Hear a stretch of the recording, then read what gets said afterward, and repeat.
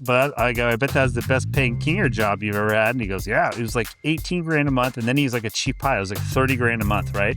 So you go away for 3 months. You spend he goes, if I spent $500 in a month, it was a miracle. Right. Like, why he's gone, right? I'm like, well, what did you do when I went home? He goes, well, I bought a condo on the beach in San Diego and I had a Ducati and a Corvette. And so I would just come home for 3 months and go nuts. Sex, seniority, and salary in that order. Rock on. You're on 121.5, the emergency frequency. It's a show by professional pilots for professional pilots. I looked back at them and I said, I don't think we're at the right airport. And they go, I don't think we are either.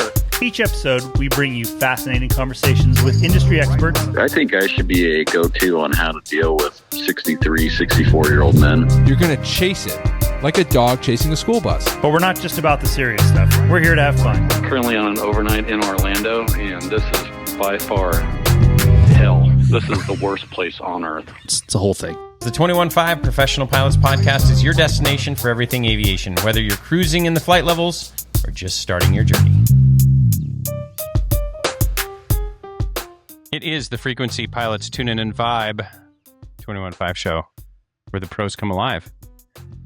Hello, Max. Hi. What's going on, dude? Oh, a very rare 3:30 p.m. recording time for us. Kind of like it. What do you mean? It's not that rare, is it? Yeah. I don't know. I feel Whatever. like we don't get the midday. Just sitting here in downtown Riverside, California, Mm-hmm. Ontario, long overnight. So they had to put us in some sort of downtown area. So this is where we are. My hotel analysis, let's see. It looks like you've received a room with 2 beds. Mm-hmm. Go ahead. Wow. Very tasteful reading lights there. I'm going to say it's a DoubleTree. It's a Marriott, just a standard full service Marriott convention center situation. Love it. It's lovely. Jim was very underwhelming for a full service Marriott, but Wow. listen, we can't have it all. No rogue equipment down there. Yeah, standard dumbbells to 50 and some cardio stuff. It's a little rough. You can get it done though. I just remember the days I would bring a wired headset down to the hotel gym and they just grind on the elliptical for, I don't know, a solid 45 minutes. That was it. Just what a waste of time. I've got cables everywhere. I'm trying to move around on this elliptical. It's not a waste of time though. Probably doing it at a zone 2 effort, Yeah. No, it was low useful. intensity cardiovascular training is very important for your mitochondrial development. So yeah, you can tell. You can tell I developed my mitochondria. very, very focused on your mitochondria. Huh? Locked in. Good Yeah, for, it's whatever for you. That's what every Saab 340 first officer making $19 an hour is thinking about. Listen, it's better than bellying up to the bar. Yeah, for hours. So. Hours on end. Exactly. Yeah, I just remembered it was such a mess with the cables, and I had an iPod, I think, with the click wheel, and then you'd try and find a place to put it because you couldn't put it in your shorts. We've come so far. I know, really has. Magical. Well, what else has been going on? We took a week off for Memorial Day, and it's good to catch up. Good to be back. Yeah. Hopefully, you've had some extra time for some musings. Yeah, I guess I took my son. We kind of been really busy and hadn't had a lot of time to fly the Cub. So my 11-year-old and I got a new firearm in a Facebook trade. That's a whole nother story. But I think we did an episode on Facebook and Craigslist trades once. Yeah, this was incredible for a video game driving simulator seat with a force feedback steering wheel and the whole thing that, everybody thought was awesome until then they didn't, and it just sat there. So I listed it for sale and then some guy offered me a trade for the AR-12, which is like a semi-automatic AR platform, but shoots shotgun shells. So I was like, I don't have one of those. Take it. So I took it, yeah. So I'm like, hey, and so we flew out to Red Creek airstrip and blasted some rounds. And he has a 20 gauge he hasn't shot before, so he checked that out. And so I sent a good slow mo video of us blasting shotguns with the Cub in the background. to put on the gram. I don't know. Everyone probably thinks it's dumb, but whatever. I like it. The summer of firearms. Yeah. What else? I don't know. I don't have a lot of other material for you. I'm sorry. Nothing. I don't have a lot to offer you this juncture. Come on. It's not always, it's just standard. It's not always I've exciting. been grinding. I've been flying a lot. It's good. Okay. All right. Oh, yeah. So I'll tell you about this. This is kind of funny. So I had to move a trip around, and I couldn't find anything yet. So I went. Are you trading that on Facebook Marketplace too? These strips? No, that does happen though on Facebook in groups. There's like groups for people which I'm not sure why you would post in a Facebook group when you just post on the, the system architecture, but whatever. Everything's on Facebook, bro. Yeah. You can just find a group for anything. Any sort of weird thing you're into. I'm sure there's a group for it. Know the contract is the theme of this. So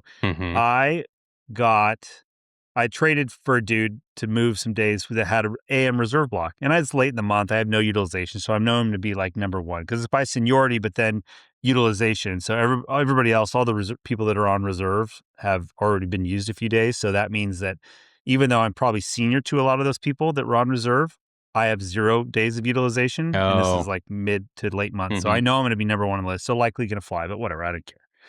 So I go on reserve. And I see them assign me a trip the day before I go on reserve, right? And it's a 5. Is this the early morning one? Because I think we talked about this in the last episode. Yeah, I was telling you how is this. Yeah, so it's a 5. We did talk about this? I'm pretty sure, yeah. I don't think we did. No, I don't. No. We couldn't have. Yeah. So it's a 5. So I look at it. It's an early morning trip. It's a 5:10 a.m. show, right? And so per the contract, if they notify you, so I go on reserve at 3 a.m., right? That's my duty period. So if they notify you of a trip with less than 2 hours, you get paid premium on the first day, right? So I'm going to miss that by 10 minutes because it's 3 a.m., 5:10 sign in, right? So they can call me at 3 to notify me of this trip. That would give them exactly 2 hours and 10 minutes of time, right? Yeah. Contract also says, though, that when they call you and attempt to notify you, you have to return their call within 15 minutes, right? Oh. And the contract also says that you're considered notified once you return. They notify you via phone. You return the call, or you can click on your app and acknowledge or whatever, right? So that's what your time of notification is.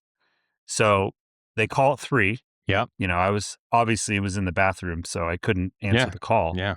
Bad timing. But then I called them back at 3:12. As soon as you could. Which was just the minute you could. As soon as I could, yeah. As soon as I finished up.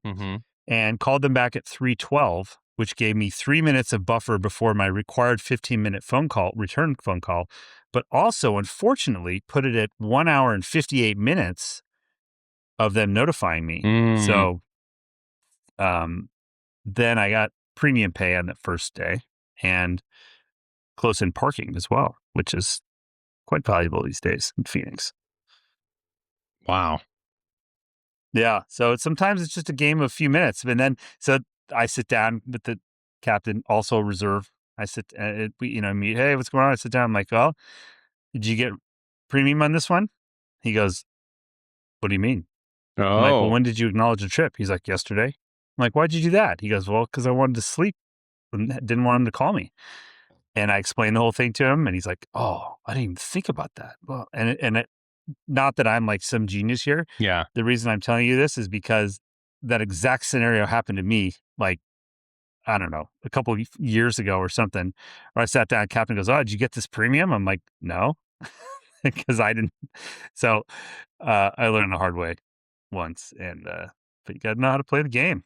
It's so funny because that transition, that first year at an airline, I think, is it the first year, maybe the first 6 months, you're just so overwhelmed with all of these different things. And what manual do I use? How do I log in? Which system am I on? How do I list for a seat?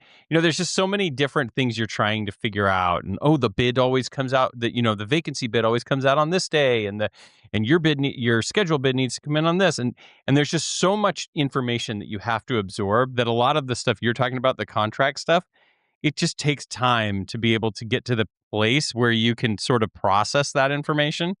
And I just remember for sure. that I remember the same thing, like making these like contractual mistakes when I was first at an airline, and the guy's like, "Oh, you totally screwed up. You could have proffered to do this," and you're like, "Dude, I don't even know what you're talking. Like, I'm just don't want to get a missed assignment right now, and I'm still not real confident on my after start flow. Like it's funny the evolution. There's a lot of nuance in there. I mean, that stuff isn't obviously spelled out. Like, and usually it's taught by somebody else. Yeah. There's just a lot of tribal knowledge, but it is just funny how you just get overwhelmed. I don't know. When did you feel like you kind of sort of were beyond?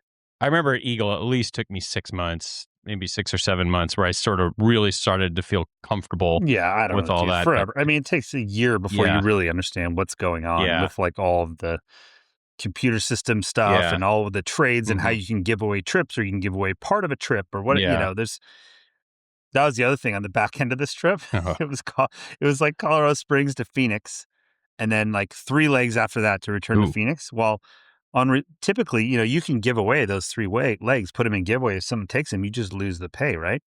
Well, but on reserve, it's a little bit different because you're on reserve. So kind of if you show up, you're guaranteed a minimum amount of pay. So I put those bad boys in giveaway, and it was awesome. Someone took them, so I just did 1 leg back, was home by like 10 a.m. on the last day. So you just worked the system on both sides. Reserve's not bad. I still gave away a little bit of pay, but not like if you were a line holder, you'd give away a ton of pay, right? It was in excess of the minimum pay for reserve if you're utilized. And so I was utilized because I flew the 1 leg. So they still had to pay me the min reserve utilization, and you can give it away. So I remember that all the time, emailing, scheduling to drop your last turn on a 4-day trip. That never happens. And it would just like, I remember it would happen about once every 10 times. And you're like, is there any better feeling than seeing your last turn canceled? It's like being on reserve and not getting used. You're like, I got that's what I always tell my wife. She'll probably be not happy if I tell her this, but when on days I don't get used on reserve, which I don't sit reserve often anymore, but I used to be like, hey, you know what I just did? I'm getting paid to get laid. And she'd be like, oh my God. What is your saying? Sex salary seniority? That's not my saying. That's from Hard Landings. I know, it's a Hard Landings. It's just, everyone thinks I made that up now that you put it in the intro. It's good. That's wow. Some old crusty airline. See, now if all this sounds overwhelming and you're like, I don't need to contract and I got to figure all this out, and dropping turns and reserve and late notice and playing the game, there's another way. There is another way.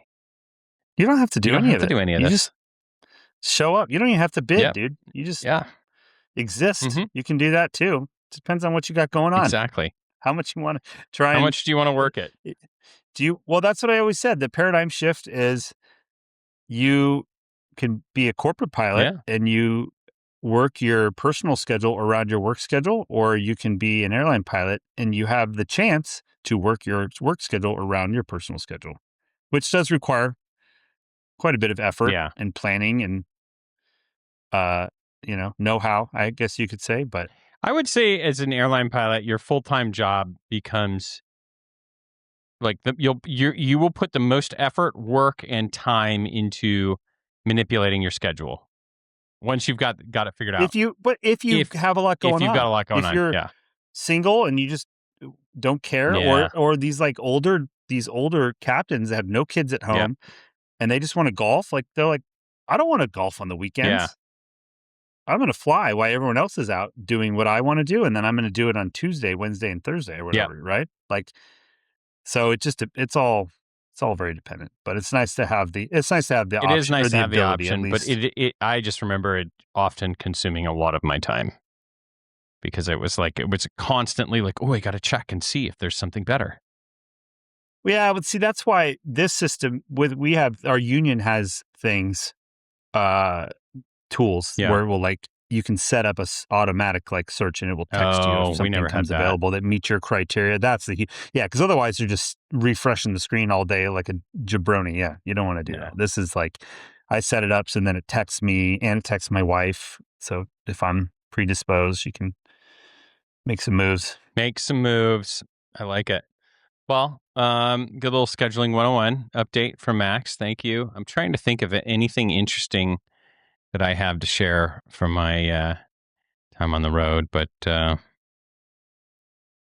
nothing is really coming to mind. It's so disappointing. I know, but it's not like we haven't been planning on recording this episode for a while. You'd think I would have written a couple things down. Well, let's move on then. So you sent me an email or a link this morning to a great news article. Very kind of you. Oh. Prepare for the show. Do a little show prep. I failed to read it. So, do you subscribe to AvWeb, the AvFlash? I don't think I do. I need to. I think I subscribe to that. I think it was like before you show up to college as a freshman. Remember, there's like a few weeks before you can go up there and they have like orientation. Yeah. I remember this dude named Chip Huff. Yeah, I remember Chip Were Huff, you ever around for him? He was, I don't know what his function was at the flight department or the flight. He was a check pilot at one point. I remember that facility. But he gave the speech for the incoming Embry-Riddle flight students. And he's like, and one of his big suggestions was to sign up for AvWeb's AvFlash to stay up in the aviation news. So I did that like as an 18-year-old kid. years ago now. Sign me up. No, sounds good. Yeah, it's good in the Navy. And I've gotten it ever since. Wow. And it actually is quite valuable. And I still read it every episode or every email I get. So this was really interesting though. So this was a systems safety engineer who was formerly worked at Boeing and is also investigated aircraft and accidents. And so they wrote this whole write-up on the UPS deal, right? So we're pretty sure it's this cracked spherical bearing, right, that has reared its head previously, where they found cracks on the pylon aft mount spherical bearing, right? So it goes on to describe, it's pretty interesting from like the way they design these transport airplanes. There's a PSE. Do you know what that is? When you're talking about parts? A PSE? Principal? No, go ahead.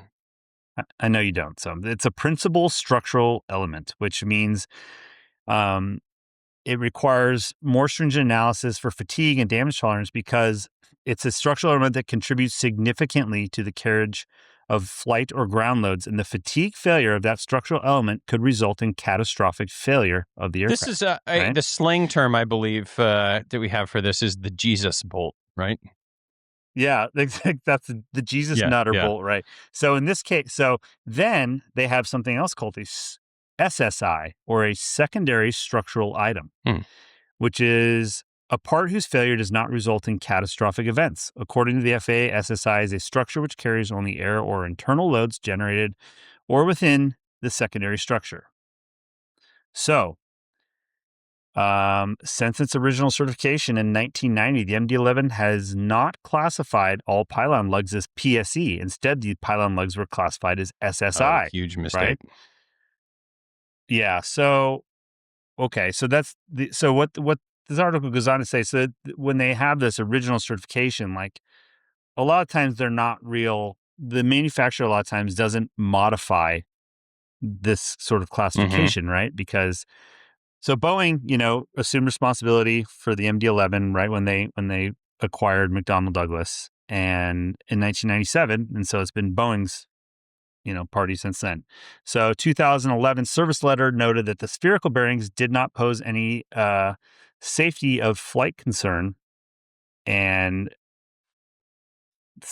they which they noted there was like cracks, right? And then it goes on to say basically there was a ton of warning signs, right? So in 2015, Boeing submitted a request to the FAA to extend the inspection interval for the engine mounts, including the spherical bearings. And the inspection was once every 19,900 flight cycles. They requested an extension to 29,260 cycles. And given that the bearings were designated as secondary, right, SSI rather than PSE, there's not much hesitation granting the request, right? Because it's like, well, if it fails, you're not going to lose an airplane, right? So during the hearings last week, I guess the NTSB reminded Boeing and the FAA that the MD-11 had experienced relevant failures over the years at lower cycles. So from between 2002 and 2017, multiple fracture events were reported for the pylon aft bulkhead spherical bearing outer race, which occurred well before 19,900 cycles. So the instances happened in 2002 at 8,500 cycles. In 2007 at 8,663 cycles. September or 2007 at 6,058 cycles, and then in 2008 at 11,172 cycles, and 09 at 13,650 cycles. So like none of those even were half of what the original inspection was, let alone the extension, right? That's pretty bad. So the NTSB chairwoman, Jennifer Homnady, addressed Boeing and the FAA about this with a damning statement. And during the testimony, she goes, "My point is, you didn't even get to 19,900 cycles, but then you put in an application based on 1980s, barely 1990s data." She continued, "Boeing had put in increased inspection intervals from 19,900 to 29,260, and seemingly no one looked at these in-service failures. I don't understand that." So I read that and I was like, dang. Whoa. That's not good. Like, the thing that someone going to get sued. And there are, you heard they've already filed a lawsuit against everybody, including the pilots personally, their estates. So, that's going to be. I don't know the details of that, but I haven't met a single person who blames the pilots in that scenario. And it's just, I guess it's just one of those things where they're just going to sue as many people as humanly possible. Oh yeah, the and lawyer just adds everybody to the. That's pretty common practice, I think. But that is unfortunately one of the downsides of this industry from many different angles. As operators, there's just a certain amount of liability that you have to take it, even if for things that are out of your control. And then, I mean, the other thing that is crazy is you think about how Boeing inherits this mess, right? And it just seems like I was thinking about the application where they put all those numbers in, and then maybe those cases weren't known, and it's just such a huge paperwork headache. You wonder if that's going to be a way that is going to help AI is going to help streamline some of this stuff, because it's going to be able to much more quickly go back and find those cases. Because you just imagine having to for an FAA inspector to try and go and figure that out. Should we approve this change and bring that up? How would you even begin to research all of those previous failure cases? I'm sure they have a system, but I don't know, dude. Well, yeah, you say that, but it's not like it's like they okay. So how about the fact that they request an extension, right? What's the first thing you say? Have we had any failures, or have we noticed? Or has anyone reached this 19,900 cycles and found a cracked spherical bearing? If that's happening, it's probably not prudent to extend it, right? And so you would think that would be the first thing you would check. They also issued a service letter regarding this. It was definitely on the radar. So it does seem to be pretty. It's just, it's going to be the same as the Max, dude. Remember? And they pulled text messages from people about the MCAS and the whole thing. But it's just, they'll get to the bottom of it. But man, might want to short some Boeing stock. Not here. Financial advice, but I'm gonna call. I mean, on the list of fires that Boeing has got to put out, where's that one on the list? They may have some. Well, it depends. We'll have to see when that they're going to go before the court on the lawsuit. I mean, it's just I don't know, man. But I just read that. It was very interesting because that's just stuff as pilots I've never heard of SSI and no, I never heard of that at all. Yeah, PSE and the whole deal. So I thought that was. I read that. I was like, that's why I sent it to you. Thank you for not reading. Here you go, Chip Huff. This is the cost. There's a premium that you pay to go to Embry-Riddle, but that's why, because you get. This is one of our secrets we've let out is the.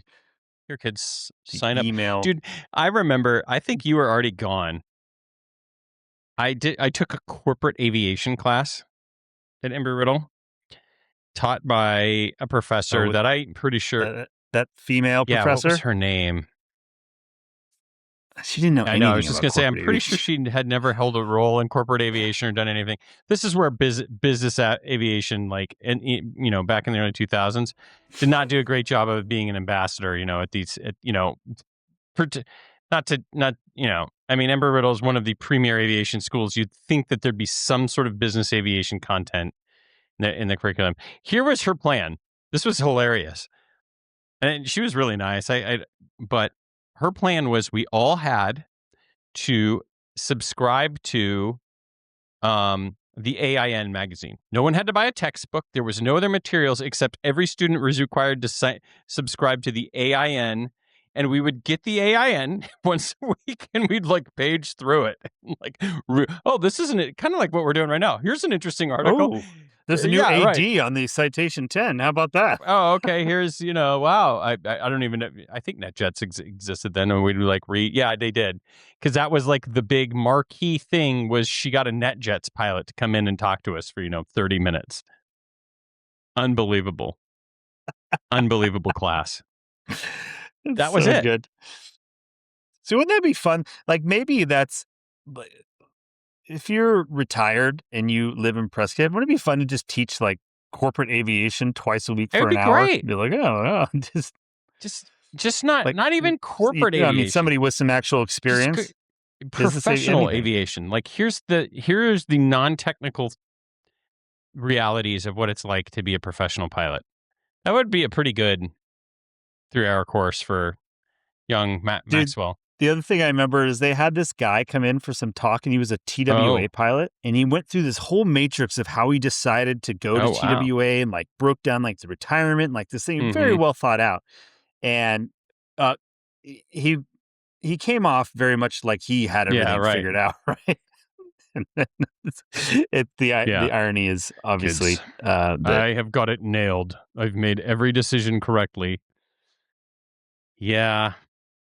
If you look at the long-term projection I have here on my right, this is an Excel spreadsheet. I will be retiring number 3, and in the St. Louis domicile, flying the the L1011 to Buenos Aires twice a month, and nothing can ever happen and go wrong. And I'll be paid $2 million a year in pension.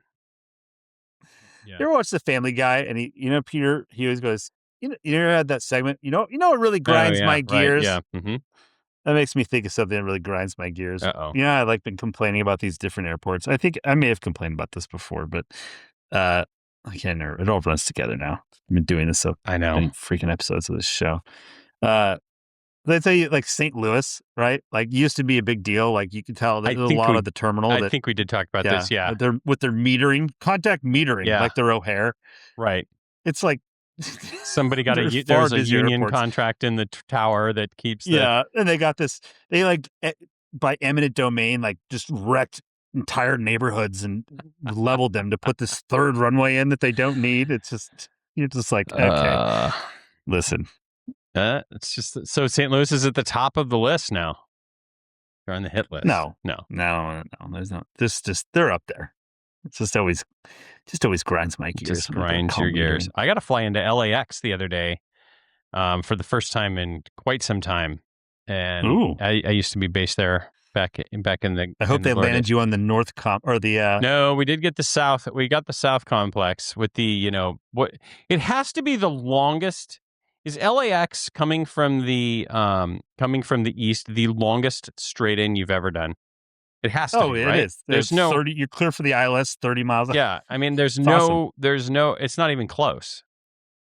It's just spectacular, and that new arrival they have, or I don't know how new it is, but new to me. Yeah, I think we were on the same course for 100 miles. Yeah, it's great. It's great. It's wonderful. Can you imagine doing that without VNAV though? There's like 10,000 step downs. Yeah, because remember that was a whole thing. Yeah. If you intercepted the glide path, you'd go below a step too down. far out. You could like come out of Class B airspace, and that was it was a huge problem. Big deal. Yeah. So yeah. Wow. Well, that took some interesting tangents. God, I got to look up that course now and remember what that professor's name was. Barbara Snowden. It was. Great call. Not to give How did Edward you pull that was out? not her son. Snowden. Unreal. Got that memory like a elephant. I mean, that's amazing. And you just be like, yep, we're just subscribing to a magazine and then we're just going to talk about it. Was there even a test? Another dude. This is like the quintessential college. You know, you get these like electives you got to fill, and you're like, what should I take? Trampolining. I took like the history of rock and roll at Embry-Riddle on like a Thursday night, dude. How do you even pitch? I'm pretty sure this guy was so stoned the entire class. He'd be like, yeah, man, 60s were awesome. And then we had the Beatles. It was like so unprepared. And I remember just being like, this dude just riffing. This is ridiculous. How much did I pay for a credit hour for this? And then meanwhile, you're paying $7,000 to take this class. It's a private school. Well, there's no like governing entity. Like, couldn't you just? I don't know. Hey, whatever. All that being said, part of I really enjoyed my time at Riddle. So, oh, I did too. I had a blast. It was great, but nothing's perfect. I wonder if we took a test on them. Had to bring all your magazines into the test. I'm not sure it's really necessary for me to learn the 747-400 systems and FMS architecture when I was a junior in college. But yeah, some of that stuff kind of went over their head. Yeah, that's why I wonder if you went in there and had a class and you talked about being a professional pilot, would it just be would it go over everybody's head? I don't know. I remember I got invited to speak at ASU for one of our AZBA, our trade organizations, and they were going in and we were talking about business aviation and some of the different opportunities. And, one of the points I made to them was one of the points we've made on this show many times was that, hey, for a lot of you, there may be some life circumstances which required you to live in a smaller city. You may have to live in Casper, Wyoming or Eugene, Oregon or wherever. And there's not going to be a major airline base there. And a fractional could be a really important option for you because it could be a gateway city or whatever. And I was like, your spouse's parents could live there and they could take care of the kids. And I'm just telling this to like 19-year-old kids, and they just looking at me like, dude, whatever. they're like, what, my spouse and her parents? What do I care about that? I was like, all right, you gotta know your audience here a little better. Sorry, guys. Someday it'll be important. Yeah, exactly. Let me tell you something about your withholding, kids. When you these federal taxes will really get you. You know what Tim Pope says, right? These kids are like, yeah, I'm trying to solo an airplane here. Sorry. So, anyways, yeah. Let's see what else is on the docket. Oh, okay, I have a special announcement, Max. Let me hold on. See if I can quickly. Got a lot to do on my 18-hour Riverside overnight. Please move us along. Here we go. Breaking news. We teased this a couple episodes ago. I will have the link in the show notes today for the Tankering calculator that we built. Exclusively for 21.5 podcast users to demo and check out. So what that is, if you're an airline pilot, you can tune out here for a minute or two because this is not going to apply to you. But if you're in business aviation and you often have to calculate where is it most advantageous to purchase fuel, and is it better for me to tanker from a cheaper place to somewhere else and pay a landing fee, et cetera, or facility fee. That's some of the complicated math that we sometimes have to do. So Reggie has been busy coding for us, and we've got a prototype for you to check out free of charge. Links in the show notes to TankerBot. So we'll see how that goes. It's been very useful for me. At least it tells you how much that it thinks it's saving you. And I don't know if that number is actually true, but it makes you feel really good. So I coded that in. I said, hey, it's got to be at least $1,200 a leg. You should, you should be putting that into a spreadsheet. Exactly. That when you go for salary negotiations, Look at all this. Just slap that thing on the desk. This is how much I'm saving you. It's with the algorithm searches for the highest possible fuel price anywhere within 100 miles and uses that in the calculation to show how much you potentially save. Look, we could have gone to Boston Logan. So, prices are trending back down though. I was just talking to some folks in the fuel side today, and it seems like hopefully things are heading in the right direction. Have you read anything that's indicating? Yeah, it's definitely a maybe. It's just trust. I'm following it very closely. Yeah. And the administration says we're close, then Iran says no, we're not, and then it's the same banter. The Iranians are difficult to negotiate with. I'm not sure if you're a real steward of Middle East history, but they yeah, it's peace accords tough to come by. It's and so is the Trump administration. I think so. Everybody Art of the deal. He's getting we got the double art of the deal. Yeah, it's going to be great. But I feel like we've been told that the war is over like 6 times. And yeah, that's exactly it. We're very close. No, we're not. Psych. So it's a wait and see program. Wait and see. What else is on the menu today, Max? We did get a nice comment from a listener the other day I was going to share with you. She wrote in and said, other than heartfelt concern from close family, friends, and colleagues and offers for letters of recommendations, your recent episodes are hands down the best thing anyone could be doing for Spirit Pilots. Thank you so much. And that's from Leslie. So thanks, kind Leslie. words from Leslie. Thank you. We hope so. Hope it's helping folks out. I've seen, did you watch any of the videos posted by Cockpit Casual, my favorite YouTube channel, of them doing a lot of the Spirit Repo? I did actually. I did watch the Spirit Repo one, and then did you watch? Did you make it all the way to the end? I made it to the part where he was interviewing the flight attendant that had been there for forever, and then I like had to stop the video there, so I didn't get to hear the whole thing she had to say. But well, it was very good. It was very well done, and like it was kind of like a little emotional when that's like number one flight attendant from like, and she's watching the last Spirit Repo, take off. And it was kind of like, and he's playing this like, this music that is trying to, like, oh man, that's sad. And I was like kind of doing other stuff, like walking around in my house while that was playing. And it just kept going like all, like, I mean, forever. It was obscenely long with this like sad music and all these Spirit clips. And you're like, okay, yeah. You're like, really? Like, I mean, yeah, I didn't see the end. Obscenely long amount of time. Wow. It was very overdone. I just kind of said, like, at first I was like, oh man, that's really sad. Like it kind of, and then after 10 minutes later, you're like, okay, let's wrap it up. Like this, it's very sad, but you were beating the horse. No, I'll have to go put that on. What I really want to do is I really want to talk to a Spirit pilot that was one that was contracted by Nomad to help reposition the airplanes to storage. So if anybody's listening that was in that awful position, I guess, but I'm really interested to see what that experience was like.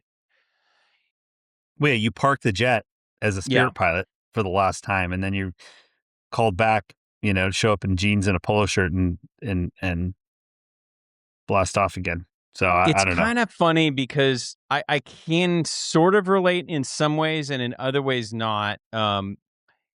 Because I think you and I have both done this on the business aviation side, probably flown an airplane to like pre-buy or maybe help deliver your old airplane to a new buyer. Have you ever done that? One time, yeah. And it is sort of the same feeling in a different way where maybe a Spirit pilot is not so associated with a specific airplane, but more the company and the whole thing. Whereas on our side, it's more, oh, this is the airplane that I've, cared for the past several years. And now maybe your job's going away. Maybe it's not. It's a little bit different, but I do sort of identify. No, I've done that when my job was going away. Yeah, I've done. But then conversely too, I've also been called for trips where you're like flying the airplane out from under some other crew that it's getting sold by, from, and you're like, sorry. That's showbiz. So it's part of the gig. Part of the gig. But yeah, that would be interesting to talk to somebody who did that. So let's see, just quickly scrolling through the other news items here before we move on. I think one other thing on the Spirit thing. I was just saying, remember Benny? Oh, yeah. Who we had on? Captain Benny. Funny. So I just saw like something on the gram where he just got it finished. He ended up getting a job at United. Quit before Spirit went under. This was months ago, and he's been through, and he got his 737 type. So obviously he's on 7.3. We should call him. I want to hear what it's like to be an Airbus dude. Because I think that was his first airline. Well, I'm not sure if it was his first airline gig, but just flying the Airbus and then showing up for 737 training. I want to see what that's like. What have I done? Why are these thrust levers moving? Why are all these white knob switches up here? And why does the bleed panel take so much effort? Do you think is it more than, I'm just trying to think of something that we've all experienced, like going from Windows to Mac? Or like flying a G280 and then a 737? Yeah, but same week. Like I'm glad it's honestly, I've said this before, like they're so different. Better. It's almost there's like no overlap. It's better that they're so different because there's like very little overlap. The only thing I can't figure out is why most airplanes, especially business jet, every other airplane I've ever flown, the toga buttons are on the sides of the thrust lever. That's right. We talked about this. Yeah. So why would Boeing make the auto throttle disconnect there? Just to go against the grain. I don't know. Still can't figure that one out. They're busy. If you figure that out, let me know. Yeah. Maybe it seems like a quick change. Reply to this lady in Flash. Maybe she knows. She seems pretty knowledgeable. Is that PSE or it's an SSI switch? PPE that's why. Or SSI? I don't know. Can you imagine if they're like, yeah, we'll just make that switch. It's just a quick. We'll just reverse the little circuit in there. We'll be all set. Let's see. Because they did it that way in when did the 737 enter service? Probably in 1960 something, and so it's been that way for. I mean, we're getting on to on the auto throttle option they had in 1960. There you go. That's why it's 40. Been that way. So we've been 60 years. We've been at this 60 plus years. So that's it. You don't stop that train. That's the answer. Anyway, I think it'd be interesting. We should ask Benny because he's actually funny to talk to anyway. So I bet he'll have some good. He could do his old man. They ever see that filter he puts on? Oh, it's finally nice to see you working for a living instead of flying. All right. Let's transition. We got a lot to talk about here. Let's jump into some reviews. Max, 5-star one. I'll let you read that, and then we'll continue on. Apple podcast review from Nosweat261. Is that Nose Sweat? No sweat? No sweat? I don't know. Nose wet. It's a wet nose. Is this a dog that wrote in? I think you found your next sticker idea. Wake up wrecked in a Hilton somewhere. I don't think. The 21.5 show. Love the show. I've been listening for a long time now. I recommend it to all the aspiring pilots I work with or speak with, from student pilots to guys like me trying to go from the Marine Corps V-22s. Shout out to Dan, mentioned in a previous episode, to the majors.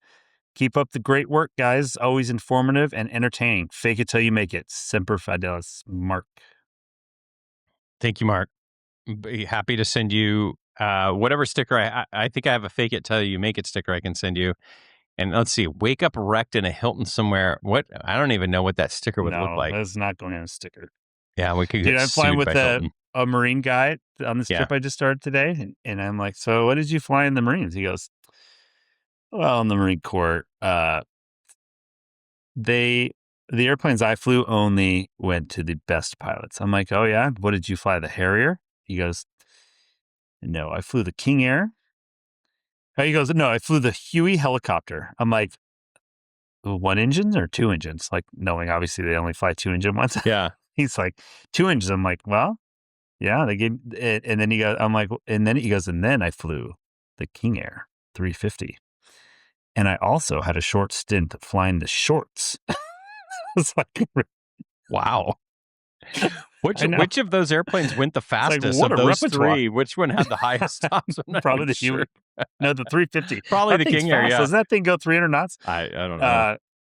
Yeah. So he flew it, and then he flew. And part of this was like as a contractor in the Marines, I think, or as a contractor part of the time, whatever, flying like the ISR stuff.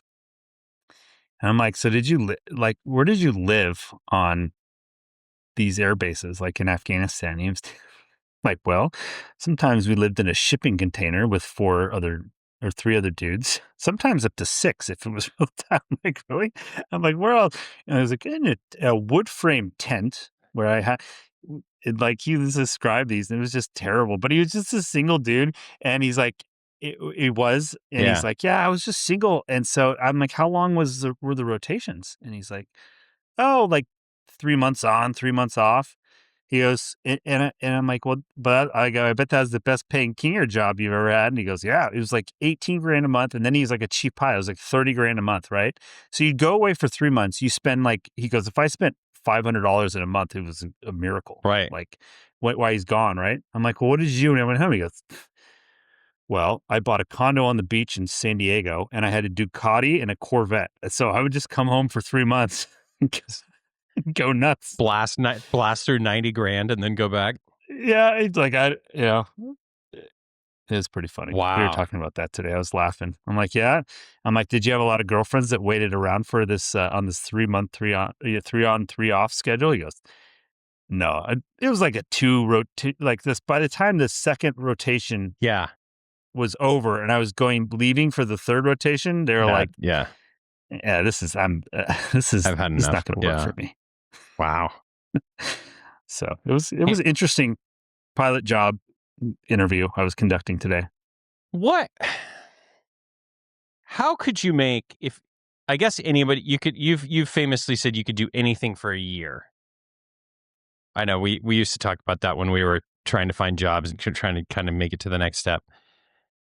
A 3 on 3 off rotation like that. How long do you think you could do that? If you're single? No. With a family. Oh. You. Not very long, dude. Like, this guy, that's 3 months. Like, can't do that. I can't even go on a 4-day. I know. The thought of having to go to another airplane type rating or like captain upgrade gives me chills. Remember what that guy I used to fly for would be like, because he was an owner pilot. He wanted to go to school. We're like, well, it is 2 weeks long. He goes, 2 weeks? That's like going to prison. Yeah, that's like going to prison. Yeah, and that just keeps getting longer. The airplanes get more advanced, but training gets longer. Oh, my God. Let's say the G500. It's like 25 days or something. You're like, what? How is it? This thing is computerized. This should be all home study before you get there on like your iPad. I mean, the airplane's touchscreen would be perfect. Yeah, can't you just touch it from a long way away? Yeah, like why do we have to sit in class like this day and age? Wow, 25 days. Or at least even like the live learning that we do for recurrent. It's great. So let me sit in my living room for 2 weeks of ground school. It's like going to prison. It is like going to prison. Wow. I don't know if I can make it through one. It would just have to be, it would only be a desperation move to do that, I think. Now, it would never be like you would be enticed into enough money, right? Like there's no amount. To do what? Like to do with the 3 month on, 3 month off. Oh, yeah. Well, you mean if you're like, if you're like, look, you got to do what you got to do to put a roof over your family's head and, keep kids fed and whatever. I get that. But there's no other, like, you do that as a last resort, but there's no amount of money someone offers you where you take that job, right? If they say, they say, if they're, $500K a rotation, It depends on your situation, dude. Like, there's guys that don't really like to be home with their I'm not family talking about, I'm much. talking about you. Some people are like that. And me personally? Yeah, that's what I'm saying. Yeah, no, there's there's other ways. Yeah. If I was, money was the supreme motivation in my life, flying airplanes would not be the way, because the problem still be with flying airplanes is in the back of the airplane, but yes. Yeah, or flying my own airplane, I guess. But the problem is with flying airplanes is that it's great. There's like a curve here because you are trading time for money as an airline pilot, at least, right? So you say an airline pilot, like, you don't get paid unless you fly, and unless you sit on reserve, you're really lucky or whatever. But yeah, you want to make more money, you got to go fly more. And then business aviation, you can make pretty good money and fly not that much, but to make a lot more money than that, you're kind of capped, right? Like there's a ceiling, I feel like, of and it's the same thing too. It's the same thing as when you upgrade to captain. Like, you are trading. You may not fly more days in a month, but you're trading a quality of life. So the quality of that time that you're home, you're trading for money because you go back to the bottom of the seniority list. And so then you're working weekends and times most people don't want to work because that's what you get when you're junior. So you're trading. There's definitely a trade-off for quality of time for money once again, right? And so you chase money too long being a pilot, you end up with no quality of life, I think. 1,000%. So, yeah. Wow. There's a balance there. And that balance is each edge is kind of crazy, but in the middle, like it's very independent situationally dependent on what everyone's motivations are and what stage of life they're in, I think. Yep. No, 100%. Yeah. Of course, there's some single people that would be like, yes, send me. Well, yeah. And there's a lot of people that fly all the premium trips on the weekends that don't have a lot going on. Yeah. And they're supremely motivated by money, or they have a lot of obligations or whatever it is. Right. Yeah, exactly. Yeah. It's definitely a sliding scale. I was more just thinking about myself in this situation. How would I handle that?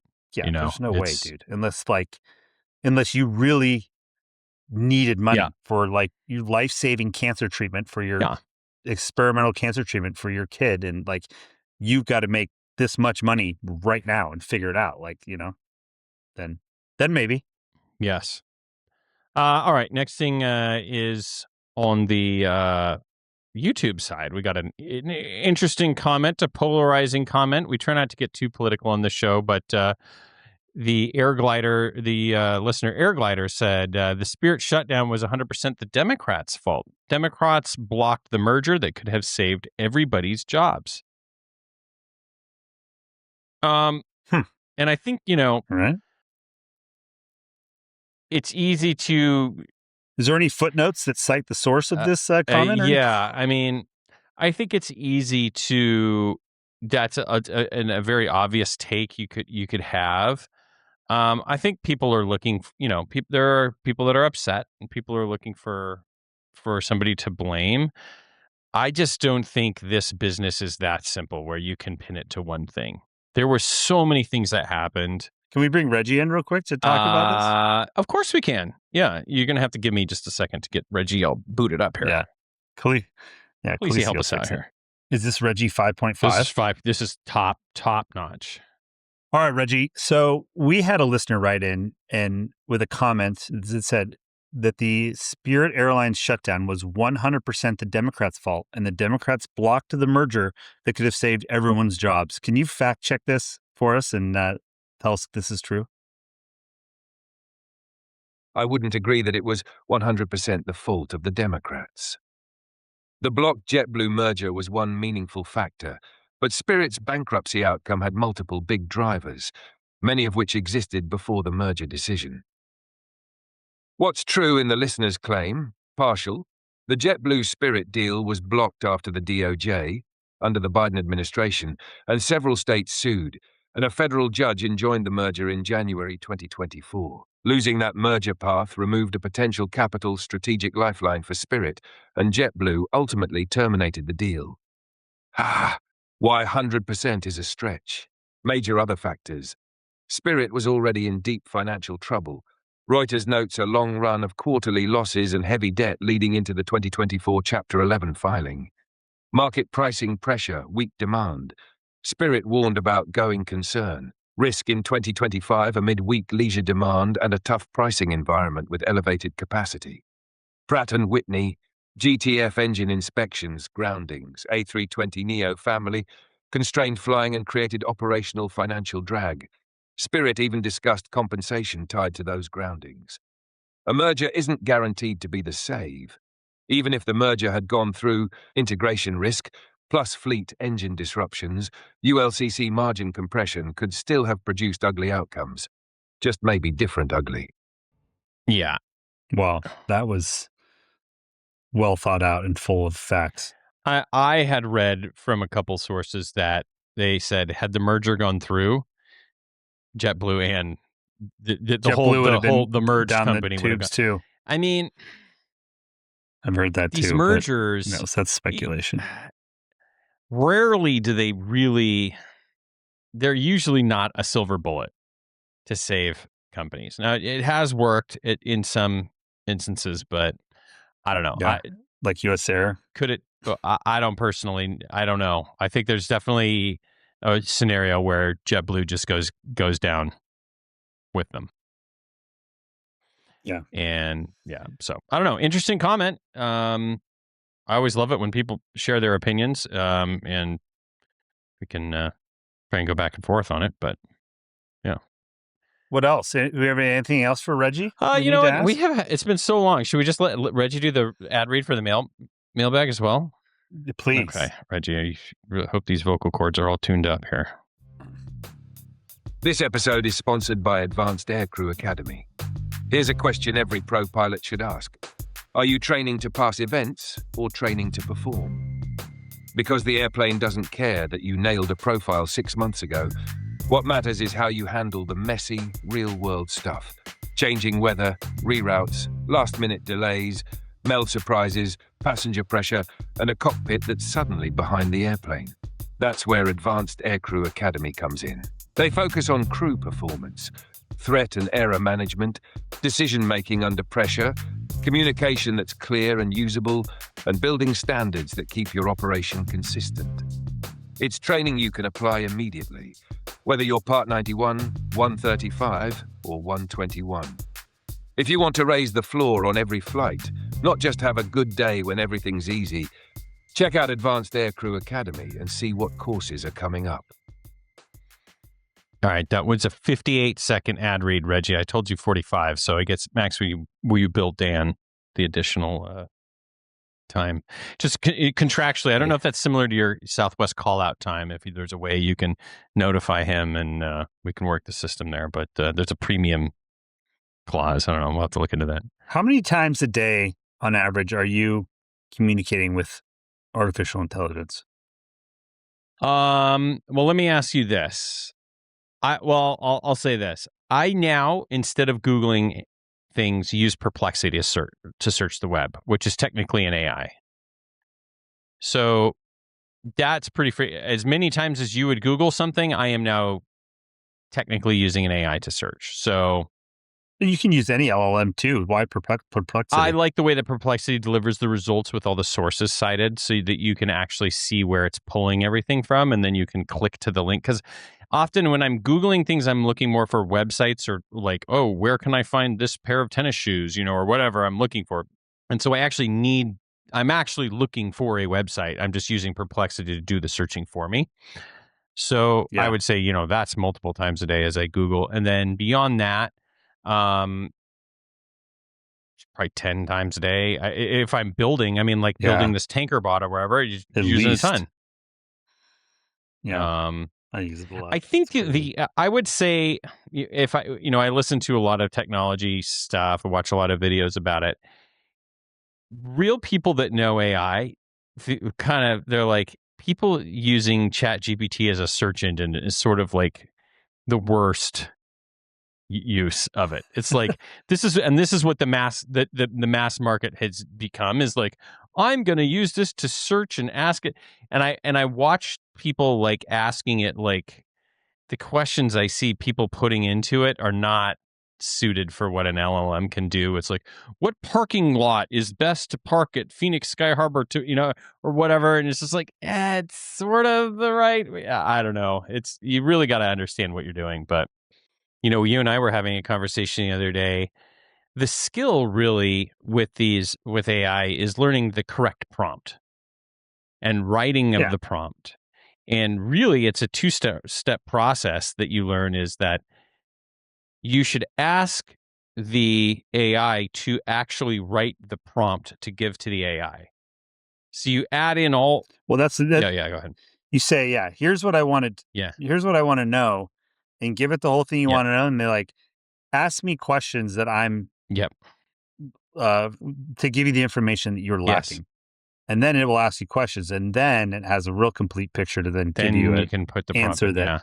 So it's kind of a multi-step stage. It's sort of like when you watched your grandparents use Google, and you'd watch the way they would type into the way they would phrase a Google search, and you're just like, yeah, that's not really the way you want to write that, where it's like now, everyone sort of knows, like you'd type in sushi restaurant, Austin, Texas, and maybe like, open late. And that's what you'd Google, sort of the keywords that instead of writing like a full sentence. Right. And instead of like, I'm staying, so it's just a little bit different. And it's that sort of analogy is kind of what it's like watching some people use LLMs, and you're like, this, like you're going to just sort of have to relearn the way to communicate it with it, at least right now.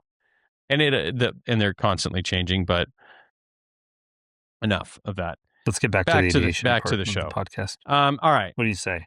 Here, Max, this is the opposite of new technology here. Let's talk about old technology. An email from Brian. He says, hey, guys, I'm catching up on episodes. First off, a TPE 331 episode sounds incredible. There's nothing quite like it. I can't speak for the MU2, but I've got 14 years in a 441.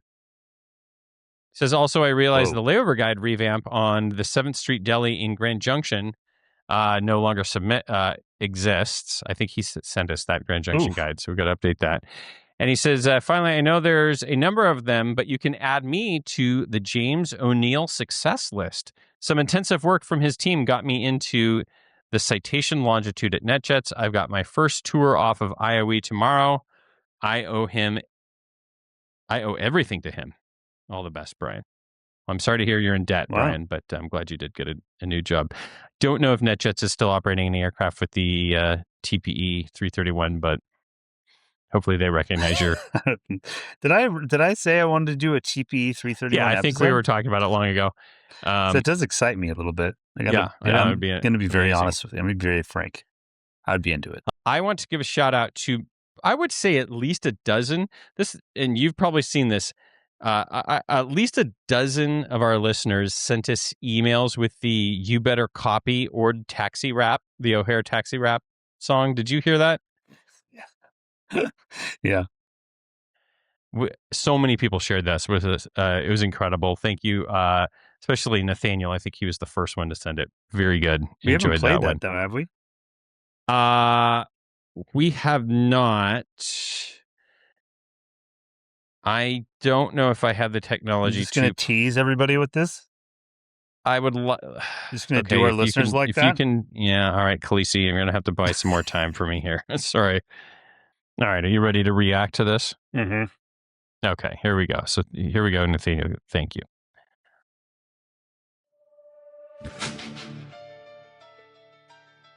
Yeah. Your boy Poker Pilot is back at it again. ORD. You already know. Pin out, head down, don't miss a call. One shot, one clearance.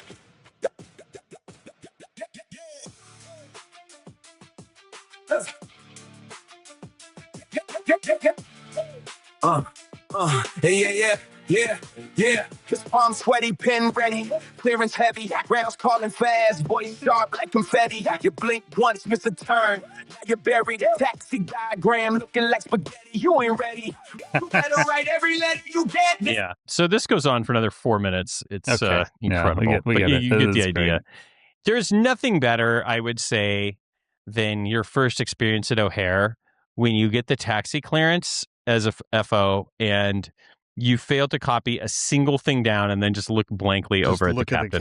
And they laugh and go, ha, ha, ha. And it's funny because once you really know how it works there, it's actually pretty easy. Like you're just either going one direction or the other, and it's just sort of a route. But boy, that first time is just spectacular. Well, it's just worse because the taxiways are like, Delta, and there's like, there's Delta, but then there's Delta. And like, it's just a lot more letters. And you're just not ready for it. And then you always do the double back, when you'd hold short of that one runway. And the taxi, with looking at it, you're like, what? Why are we taxiing so far to get from here to here? But it's just the way it goes. We had that. It reminded me when we were in Madrid recently. The taxi, one of our listeners, Pete, gave me a heads up that he's like, hey, study this taxi diagram for a while. Like it's kind of a lot. And it was kind of similar to an O'Hare deal where it was like, if you just were didn't sort of have a knowledge of what was going on in general, you would be so confused. But then once you sort of see the flow, then it makes sense. Now I got a question for you. And I don't know if you do this. Do you fly with guys that put the taxi clearance into the FMS scratch pad? Yeah. Where are you at on that? Whatever works, dude. I mean, do you do it? No, I don't either. Occasionally I will use the highlighter function on the JEP FD and just trace the taxi. Yeah. But honestly, to me, that almost doesn't, you kind of sort of got to know where you're going, even on that highlighter. Cause you know, if you get one of those deltas, you're like, where is that? And by the time you're looking for that, you've missed it, you know, if you're trying to do it as they're reading the clearance to you. But it's kind of reminds me of when you used to teach students holds and you'd give them a holding clearance and they would I would always have this problem where they would be trying to conceptualize it in their mind as you're giving them the clearance. You're like, no, just write everything down and then follow the steps and then you get it. And it's kind of that way sometimes with the taxiing too. It's like you got to divide your attention, just be like, look, just focus on copying down the right order and then we'll figure out what that actually looks like. But anyways, tangent. Thank you, Nathaniel, for sending that email. Now back to interesting email from Dan Smith. It says, hey guys, this is Dan, the V-22 Osprey pilot, which our listener had just referred to a little earlier. He says, anyway, I heard you talking about the 141 restructuring. I wanted to chime in since I participated in that process. I can't speak for the FAA, but I can understand why there would only be a 10-day comment period. We are spring-loaded to always think the FAA is out to get us. In this case, the FAA wasn't trying to do anything dubious, in my opinion. The 141 restructuring was the product of the 141 community. Flight schools wrote this. The FAA organized the meetings, but stayed in the background and let the flight schools determine what they wanted and needed. The FAA just wrapped it up and published it, but it was produced by the end user. I imagine they figured that since the community wrote the document, they would be able to rush it through to make the changes the community wanted as fast as possible. There is a lot of goodness in this doc. First, it is professionalizing 141 flight training by requiring an SMS, QMS, and standardization. Flight schools are being rewarded for putting the SMS and QMS in place by being granted examining authority and being given the ability to appoint check pilots and assistant chief flight instructors, as well as making TCO changes without waiting for FSDO approval. Second, it's creating a CFI mentoring program. The industry throws new CFIs into the mix as soon as they get their certificate, and then many are given little to no support. This would require that they be mentored for 100 hours. Now, I think that needs to be fleshed out a bit more. I don't really know how it will look in execution. We are doing that at University of Nebraska at Kearney, but not tying it to hours. We limit new CFIs to 1 to 2 students for their first 3 months so that we can mentor them and not set them and our students up for failure. Anyway, the restructuring is goodness.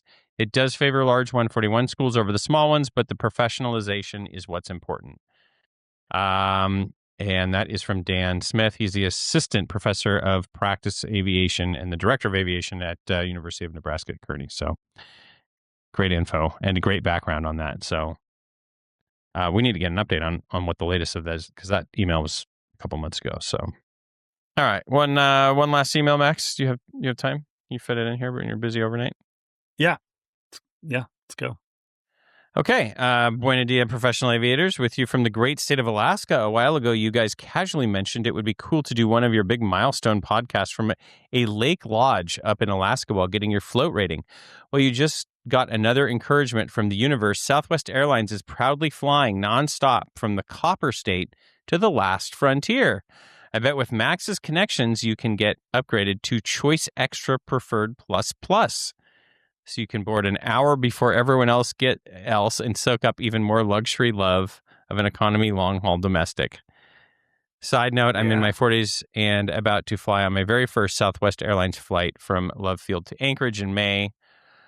I know with your flying and vacation schedule, it probably won't be feasible to do a float training this summer, but I'm putting a bug in your ear to come to Alaska summer of 2027 and get your seaplane certs.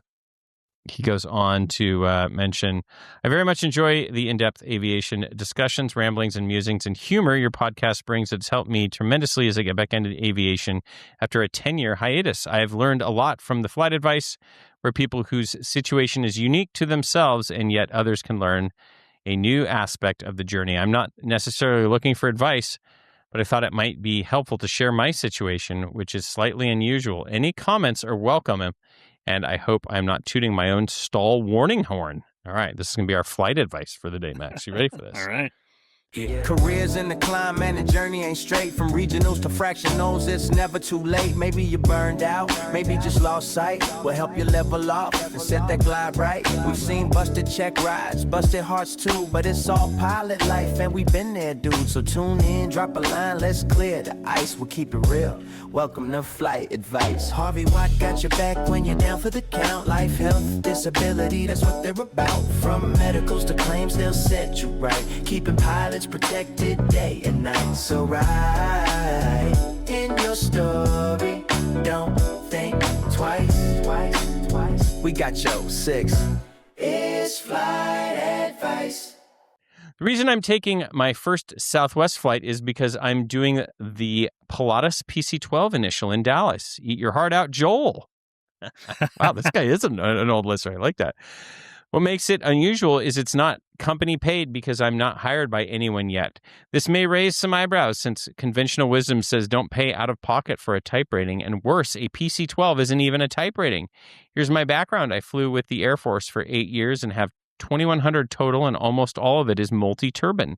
After I got out, I went into self-employed real estate and really haven't flown in about 10 years. I've been getting back into it and have added 5 type ratings from the Air Force to my civilian multi-engine commercial, and last summer did the ATP CTP.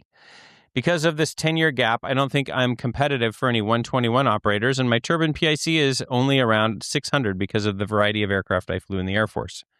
Also, I actually would prefer to start out flying for a 135 company doing air taxi service to small Alaskan towns and villages, which is the environment I grew up with.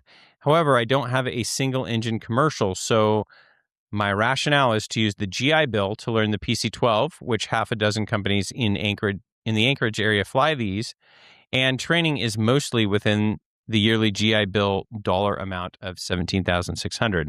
Most type ratings exceed this amount. I will get a single engine ATP, which allows me to make money flying single engine, and now makes me current for my flight review and instrument proficiency check.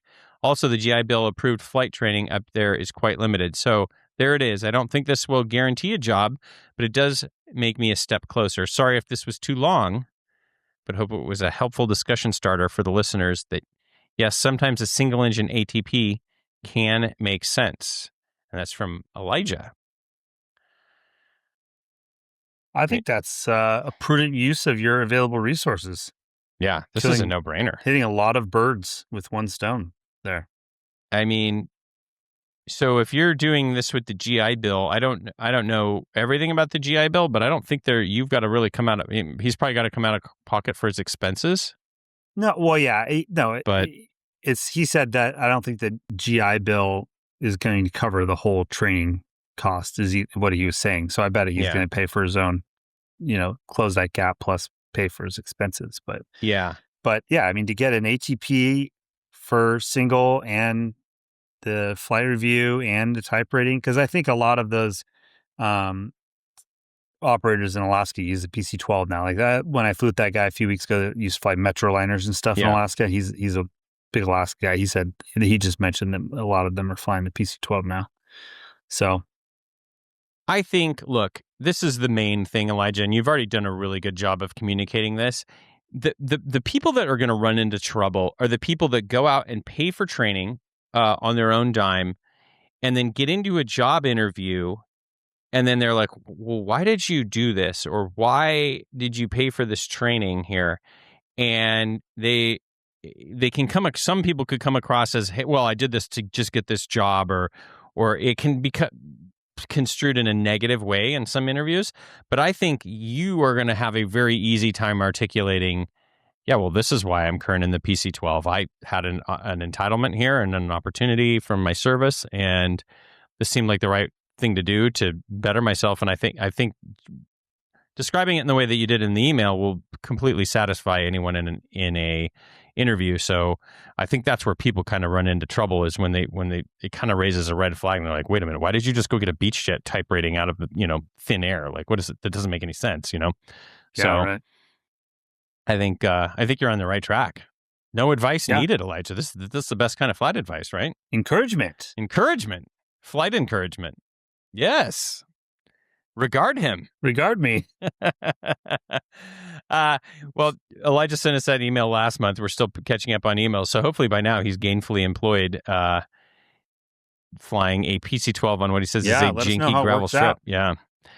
Max, you and I are actually going to be in Alaska this summer. Unfortunately, not obtaining our type rating or our seaplane ratings, but maybe we'll. That's not an excursion on our cruise. Yeah, we're going to a cruise. Elijah, if you happen to be flying, offering tours over the Mendenhall Glacier, I don't know if there's a reciprocal. Yeah, please let us know. If they're in the CAS system, if you can somehow, if you accept the NBAA badge for a jumpsuit ride over the glacier, that would be ideal.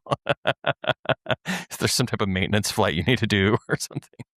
So, all right. Well, that is going to do it for the mailbag and for flight advice. A little 2-for-1 combo. Khaleesi's going to have to figure out where to put our flight advice song in there. Good luck to her. I'm not sure where that's going, but thanks to our friends at Harvey Watt and Advanced Air Crew Academy for always supporting the listener-driven portion of the episode. Max, anything else you got for us before we let you go and really get to know the downtown Riverside area? I got to go immerse myself in the culture here of downtown. I'm going to a Yemeni restaurant for dinner, I think. So, I'm going to add this Yemeni restaurant if it turns out the way the Google reviews would indicate. What's the how there's like a go-to dish for a lot of, like, you go into Indian food and you're like, it's always, I can safely order the chicken tikka masala, like every time, I kind of know. Is there a Yemeni kind of an old standby? I don't know. I don't think I've ever been to a Yemeni restaurant. I have never. So. Yeah, I can't. I know. I'll give you the full report. It's very goat heavy, goat forward. It is goat heavy. I think I think it's rated 4.9, dude. Wow. 1,164 reviews. There's got to be some type of kofta dish. Oh, the lamb. The people say to order the lamb dish and try the Yemeni coffee, and you can enjoy a hookah on the patio after your meal. What else do you want? Great content for tomorrow in the cockpit when you meet up with the crew and they're like, "What did you do last night?" And you say, "Smell my breath." Have you had a Yemeni coffee before? I don't think you have. So is there goat's milk in the sheep's milk in the Yemeni coffee? I don't know, dude. I told you this is uncharted territory. Will you do a own the overnight short video for us? Yeah, I'm getting out. Like I always say, get out and get real. Hey, do you ever? I was just curious. This hotel offers a 40% discount. I'll let you know, Dylan, that I'm bypassing to go immerse myself here in the culture. Yeah, a discount. Okay, doing the Lord's work. I am going to pass over the Marriott burger at a 40% discount. $19 burger. Max is there some way we can write this meal off on the podcast somehow as a research? Content generation. There you go. That's right. Good. Thank you. I am going to put this on my business card. Thank you. Done. I'm going to get baklava too, just to show you who's boss. Yemeni baklava. Have you ever watched the New York Turk guy? Have you seen that? The taxi cab driver that goes and eats at the Michelin star restaurants in New York. I gotta send this. He's super cool, dude. But he goes and he goes in usually with no reservations, and he's like a taxi cab guy, and he'll like pull a dress shirt out of the trunk of his car and like put it on to like go in. But he does these like restaurant reviews, and he's like super popular now. And he uses the Meta glasses, so he's like wearing the Meta glasses, and I think he sets his phone up like on the table, so he like reviews like every dish and stuff. But it's and I mean these meals are like $400 or $500, and he's just like it's his whole channel though. It's crazy. It's taxi cab. It's the YouTube. Situation. I think I'm sure he's on all the platforms. I'll have a link for you, but please. Pretty entertaining. But if you've got your Meta glasses, you could do something similar. I don't take my Meta glasses anymore. They've been banned. Have they? Mm-hmm. It was fun. I mean, my company. No more meta glasses. So my wife is a public school teacher. And so she was giving an exam and she texted me because she knows I have the meta glasses. She's like, I had to replace them with these. Oh yeah, those are much cooler. Yeah, she was giving the final and she's like, I'm pretty sure a student is wearing meta glasses while he's taking this test. I was like, there was probably a really short window when most teachers didn't know about meta glasses, when really nobody knew about meta glasses. You could probably have worked the system pretty good there for a semester. Yeah. Snapping photos and asking it, hey, Meta, what's the, coefficient of... All good things must come to an end. All right, that is going to do it for another episode of the 21.5 Show. Thanks so much to all of our listeners who wrote in, left a review, sent in flight advice, left a comment on YouTube or Apple. Thanks to James O'Neill, Tim Pope, the Advanced Air Crew Academy, Harvey Watt, the Aircom Calculator, everybody, Veris Jet Sales, all of our partners. Couldn't do it without your support. Thank you for paying for Max's meal at the Yemeni restaurant here. I'll have a full review for you on our socials. Until then, remember, flexibility is the key to obtaining interesting cuisine while on the road. That's right. We'll see you next time. Interesting tax treatment. See you guys. The statements made in this show are our own opinions and do not reflect, nor were they under any direction from any of our employers.